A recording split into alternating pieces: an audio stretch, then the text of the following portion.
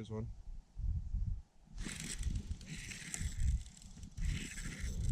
Welcome to Mille. Welcome to the mud flats.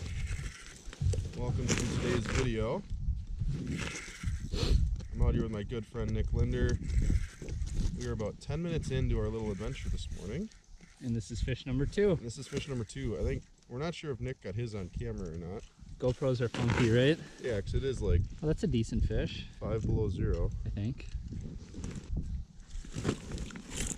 I mean, I wouldn't call that a bad one. No. It's a starter. My favorite walleye bait in the world, number 7 jigging wrap. Not to mention UV pink. UV pink is a killer on Mille. Right. Take it from the native, Nick himself. I don't want to say we're the first ones out to the mud flats because I did have some buddies who were telling me that they got out here safely because there's been a bunch of sketchy ice this year. But we might be the first ones filming out on Mille in the mud. Last night we did a really cool underwater footage stuff. Oh yeah, we will show you a couple of the strikes from last night because they were pretty sweet. It was super nasty out yesterday. So we just hung out in the hub. But today it's cold but not windy. So we're hanging out, hole hopping on the mud flats. See ya. Here's one.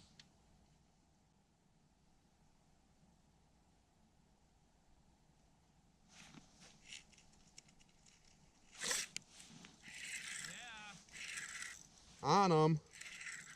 Little drag slippage. I've not exactly figured out ice fishing yet. Second trip. Second time out this year. You can handle that, bro. Yeah, I think I got him. Oh, Nick is running to get back to his hole. I just caught that first one 2 minutes ago. There we go. Another Mille walleye in the mud. Love it. Let's quick go through my graph and my settings, rod, reel setup, and that stuff for you guys. All right, as far as setup, guys, like I said, number 7 jigging wrap, pink UV color, just tipped with the minnow head. For a rod, I got a 34-inch Thorn Brothers Walleye Sweetheart, medium heavy. I like a little bit stiffer rod for fishing jigging wraps just because you rip them so much. You're popping them around, you're moving them. For a reel, Daiwa Tatula, this is a 3000 size. Me and Nick were actually talking yesterday. It's funny how many people think they need a specific reel just for ice fishing. And this is honestly just off one of my walleye rods that I use for open water guiding. So it's more cost efficient that way. I've got a really high quality reel here, good drag. Still trying to dial it in just because it's so cold. But again, always check your drag from your rod tip. As far as line, like I said, this came off an open water rod, so I do have braid on it. I think I got 10-pound braid to an 8-pound fluorocarbon leader. That's about 4 or 5 feet long. And we are in 31 feet of water. I've got one other rod here on the back of my shuttle. 28-inch Walleye Sweetheart with a VMC Flash Champ Chartreuse and Silver with a hybrid treble. So if you guys look at this treble, you'll see that there's a blade in the back of it. It's a new hook from VMC. Really cool, adds some flash. Caught some fish on that yesterday. Nick is fishing with a spoon. I'm going with a jigging wrap.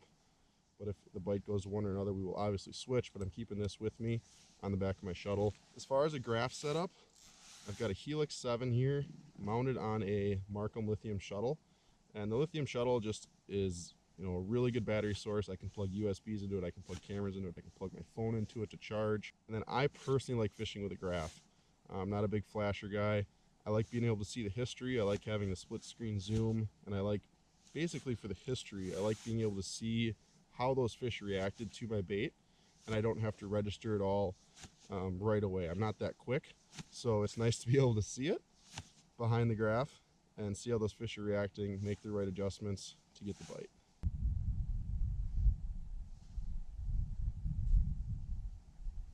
Here's one.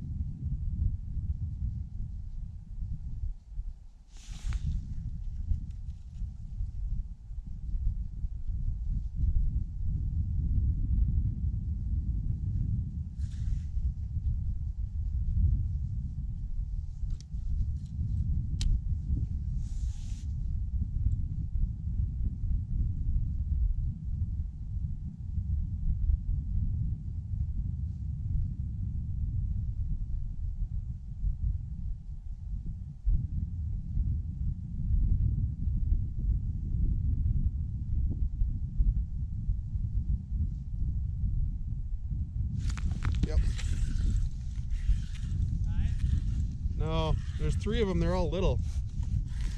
I thought maybe they were toolies. Yeah. Headshot. I could tell they were small just by the size of the mark. And there was a whole school of them that came in.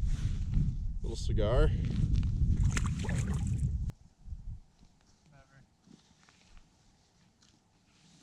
Here's one. Oh my god. How did I mess that up? You freaking crushed it. Yeah.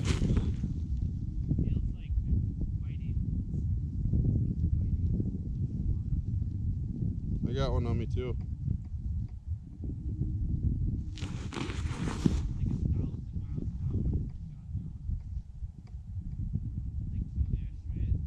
Yeah. This one's acting walleye-ish.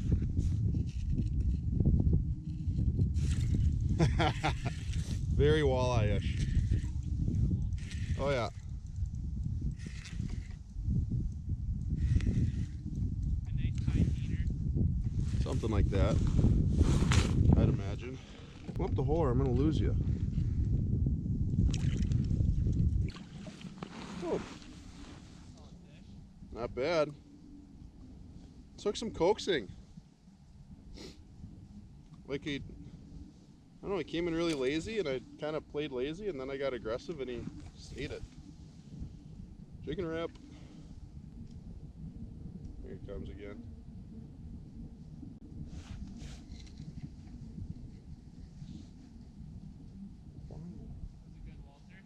Yeah, he comes rushing up and then he just goes down. Here he comes. Just had to pause it. No, I'm good. So me and Nick are actually just discussing like where we drilled our holes this morning and how shallow he was compared to I. It's a better fish. Chunky one.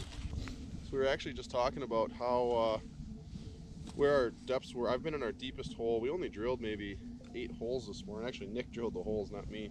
Just drilled a handful of holes, but we just went up the break line. So our deepest hole is 32 feet, or 34 feet, I believe. And then we actually were up to like 27. Just working the edge break on this mud flat and trying to figure out these walleyes. Some of them are coming in super aggressive, and that one actually came in really hot, but then just wanted to sit there still, and that's what made him crack it. It's a nice fish. Probably one of our better fish of the day so far, and we've only been out here for about an hour. Nick lost a super big one, but that's a sore subject right now.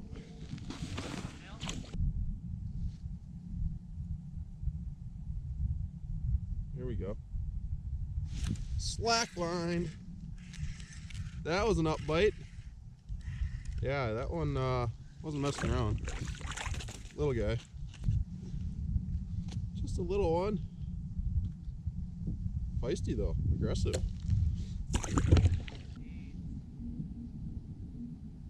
days on the ice. Here's one. Ooh, spooky. 8 days on the ice, 5 days on open water. Really, really spooky here.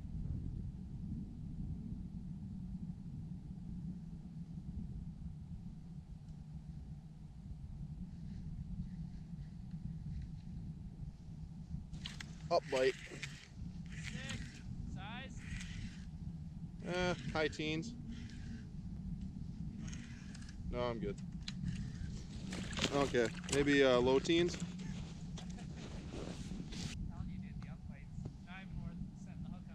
Right. You know what? You might be onto something there. All the up bites have been small. Just shake those ones off. Just a super quick little tip. One thing I like to do, instead of flipping open the bail and letting her ride out, I actually like to pull my line out of the spool. And the main reason that I do that is because when you're fishing out in the elements like this, your line can get all coily sitting up on this reel, and it's nice to just straighten it out, and it makes it so you have a lot straighter, cleaner line that you're fishing with. So just a super quick little tip.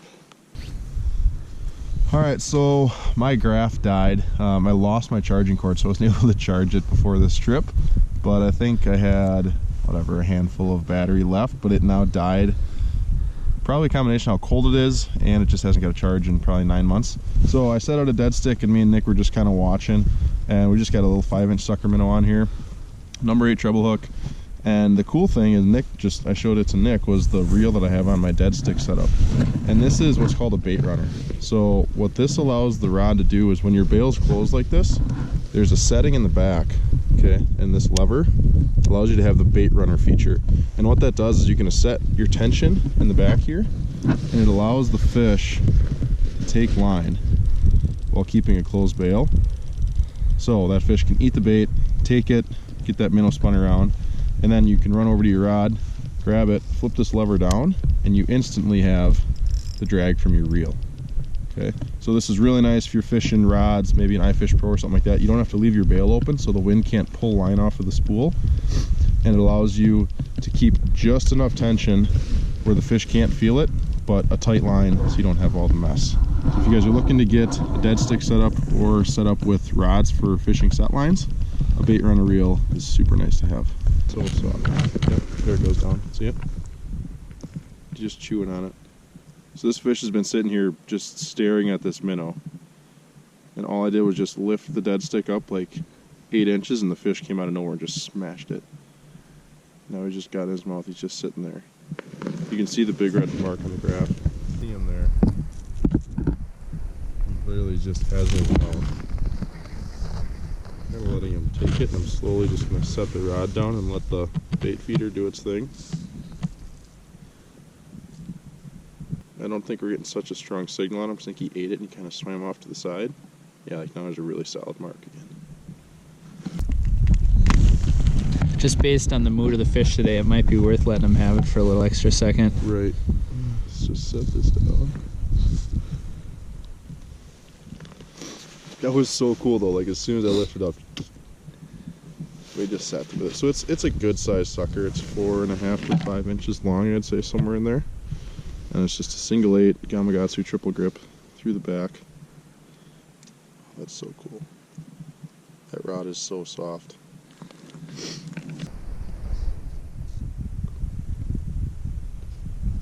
He's so close to taking drag.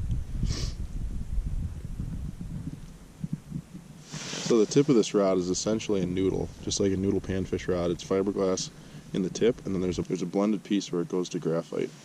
He's just playing with it. Oh, oh, oh. Probably.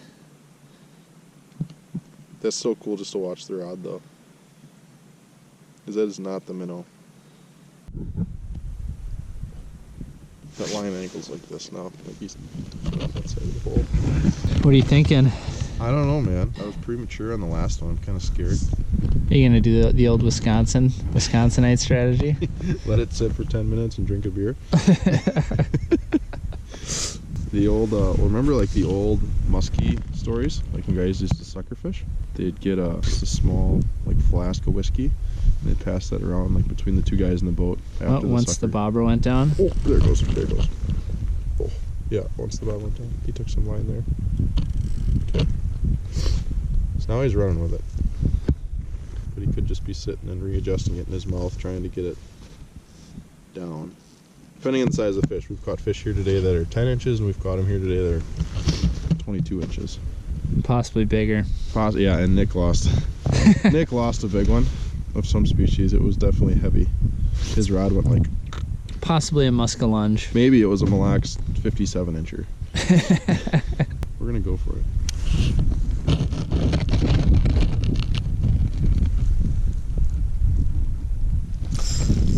Ooh, drag's way too loose. But we're hooked up. I let him eat it long enough. So now I've got the standard drag on my reel working for me. I don't think this fish is that big. Pull that here. And there's the tail of the sucker. Alright, so let's pry this little mouth open. There's our sucker. So the hook, I can actually just see the top of the hook. So we'll be able to get it out and get him released. Cool. That's going to wrap it up, guys. Thank you for watching, and we'll see you on the next one. See ya.